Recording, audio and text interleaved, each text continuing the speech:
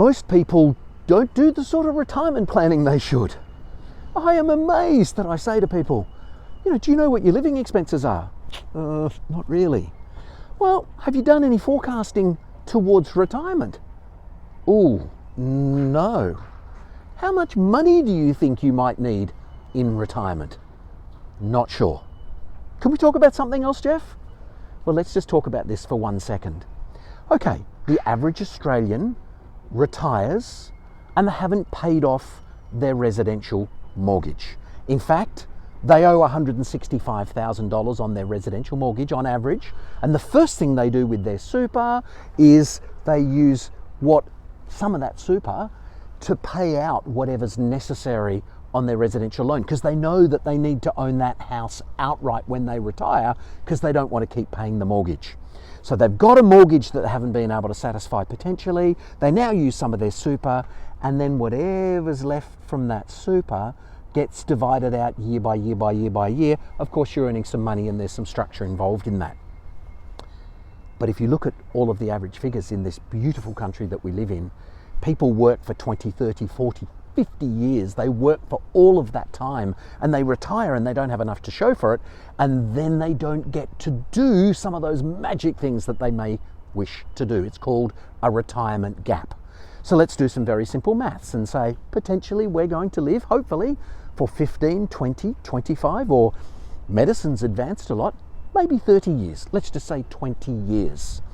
And maybe we need per annum, at that point in time in our life, not including travel or grandchildren or anything else we really want to do that's a whole lot of fun, maybe we need 30,000 a year or 40,000 a year or 50,000 a year or 60,000 a year if you're a couple.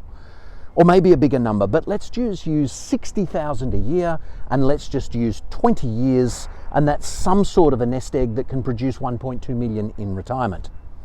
What I know is this: if you check your super balance, you're probably not on track for 1.2 million.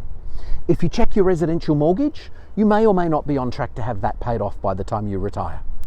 What I do know is this: if you considered an investment property and you put some money into an investment property now, by the way, the equity release that you did from your residential mortgage, the usual way, you'll have that equity straight away in your investment property, and then it sits there whilst you keep working. You get some great tax deductions. The taxman and the tenant are paying for it if you've done it correctly on a new house and land package. You're saving 15,000 odd of depreciation per year. You've got extra income coming in, and it's just quietly sitting there in the background, being paid for, possibly contributing positive cash flow to your residential mortgage to help you pay it off quicker.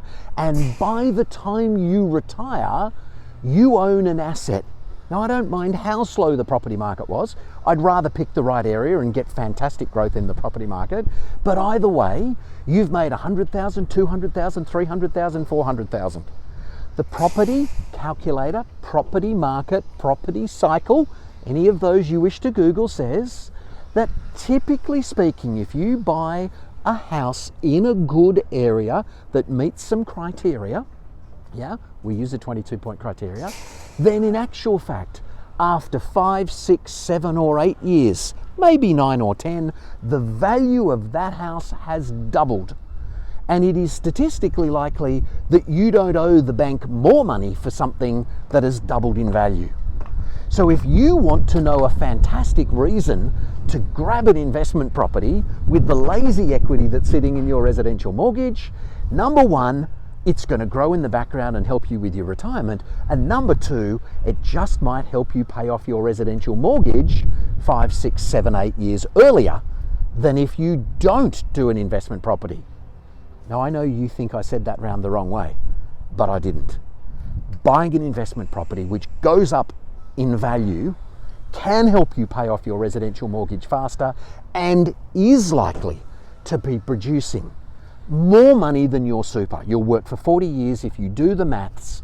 Most people with 1 or 2 investment properties for more than 5, 6 or 7 years are going to have a lot more money to retire on from what's happened in their investments than what has happened in that lifetime of superannuation contributions.